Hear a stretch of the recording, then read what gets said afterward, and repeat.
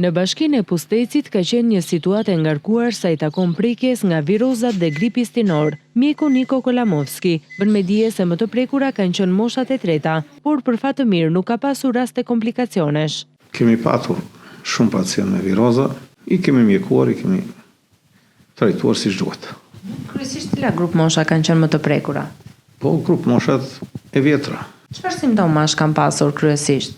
Kryesisht me simptoma me temperaturë, me koll, me simptoma të rrugëve të sipërme të frymarrjes, po kemi patur dhe me diare me të vjella. Ka pasur raste komplikacionesh, duke qenë se janë dhe moshe thyer dhe ndoshta edhe me sëmundje bashkëshoqëruese? Ka patur, po i kemi trajtuar vetë. Me infuzione, me vitaminoterapi, me antibiotik, siç duhet. Nuk ka pasur nevojë për raste shtrimi në spital? Po nuk kemi dërguar. Kolamovski thosë se interesi për vaksinën antigrip nga viti në vit ka ardhur në rritje, kjo si një mënyrë efektive për të kaluar situatën gripale më lehtë. Për këtë sezon, në këtë bashki janë aplikuar 346 doza vaksin.